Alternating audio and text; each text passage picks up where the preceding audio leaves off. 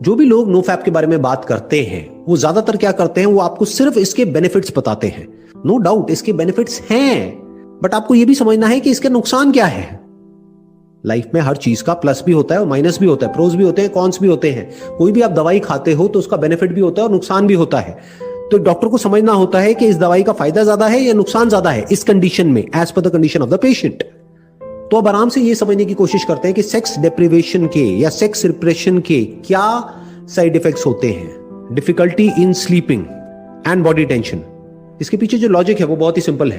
वो क्या है कि ये जो सेक्सुअल एनर्जी है ये बेसिकली क्या है, एक एनर्जी है, जैसे कोई भी एनर्जी होती है।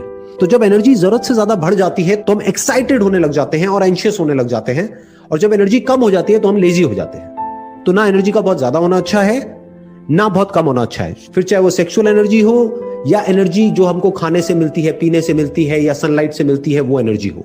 ना एनर्जी ज्यादा अच्छी है ना कम अच्छी है। और इसके कुछ इमोशनल साइंस भी हैं, जैसे कि anxiety, lack of clarity and confusion in life, in thinking. और इसका एक बहुत बड़ा साइड इफेक्ट क्या है कि जब भी आप अपने आप को सेक्स करने से या मैस्टरबेट करने से रोकते हो तो आपको अपने आप को कुछ ना कुछ ऐसा बोलना पड़ेगा कि जिससे कि आप अपनी विल पावर को यूज करके अपने आप को रोक सको। और जब ऐसा कुछ आप बोलते हो तो there is a strong possibility कि आपके अंदर नेगेटिव फीलिंग्स और नेगेटिव इमोशंस आने लग जाएंगे सेक्स की तरफ। फिर उसके बाद में जब आप किसी रिलेशनशिप में जाओगे तो आपके लिए प्रॉब्लम भी हो सकती है। और एक सबसे बड़ा और सबसे गंदा जो इसका साइड इफेक्ट होता है वो होता है feelings of guilt and Shem. यानी कि क्या कि जब आपके दिमाग में ये बैठ जाएगा कि ये करना गलत है, उसके बाद भी आपके अंदर ये डिजायर्स उठेंगे। अरे डिजायर्स को कैसे रोकोगे, इन थॉट्स को कैसे रोकोगे? जब भी ये डिजायर्स उठेंगे, जब भी ये थॉट्स उठेंगे तो आपको क्या लगेगा कि मैं कुछ बहुत ही गलत कर रहा हूं। तो जब वो थॉट्स आएंगे और जब वो डिजायर्स आपके ऊपर हावी हो जाएंगे और जब आप बार बार कोशिश करने के बाद भी फेल होगे, फेल मतलब क्या कि यानी कि आप मैस्टरबेट करोगे या सेक्स करोगे तो उसके बाद में आपके अंदर एक गिल्ट आएगा, and this will create stress and that can lead to anxiety and even depression for that matter. अगर आप किसी रिलीजियस या स्पिरिचुअल ऑर्गेनाइजेशन के साथ में जुड़े हुए हैं और जो आपकी ऑर्गेनाइजेशन है वहां पर जो भी प्रैक्टिसेस होती हैं, अगर उसकी वजह से आप सेक्स या मैस्टरबेशन नहीं कर रहे हैं तो दैट्स एब्सोल्युटली फाइन, क्योंकि ये आपकी मर्जी है, आपकी लाइफ है, आप जो चाहे जैसे चाहे वैसे जी सकते हैं। और मैं कोई नहीं होता या आपको बोलने वाला या आपको बताने वाला कि आपको अपनी लाइफ के साथ में क्या करना है। That's your call. कुछ भी करने से पहले आपको अपने आप से एक क्वेश्चन पूछना है कि जो भी मैं कर रहा हूं वो कर क्यों रहा हूं, मेरी लाइफ का पर्पस क्या है, मेरा गोल क्या है जो मैं अपनी लाइफ में अचीव करना चाहता हूं अगले 5 साल में या 10 साल में। अपने आप से पूछो। तो हो सकता है जब इस तरह के क्वेश्चंस आप अपने आप से पूछोगे तो आपको क्लियर कट एक आंसर मिलेगा। वो आंसर क्या हो सकता है कि मुझे एक बहुत बड़ा एंटरप्रेन्योर बनना है, मुझे एक बहुत बड़ा क्रिकेटर बनना है, मुझे एक बहुत बड़ा सिंगर बनना है।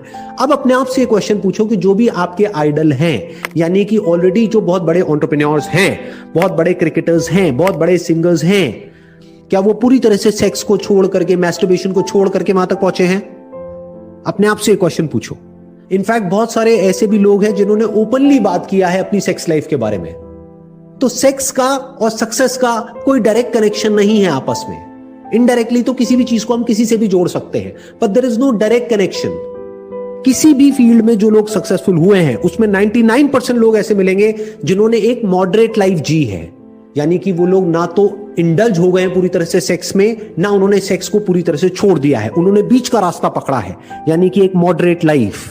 तो अगर आप एक्सेस में मैस्टरबेशन कर रहे हैं या पॉर्न देख रहे हैं तो अपने आप से एक क्वेश्चन पूछोगे ऐसा मैं क्यों कर रहा हूं, तो आपको एक क्लियर कट आंसर मिलेगा कि मेरी लाइफ में ढंग का कुछ करने के लिए है ही नहीं। तो दैट इज द प्रॉब्लम।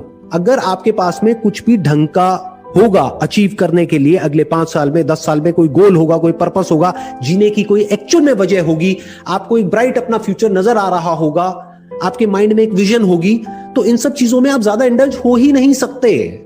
किसी भी हैबिट को छोड़ा नहीं जा सकता है, उसको रिप्लेस किया जा सकता है।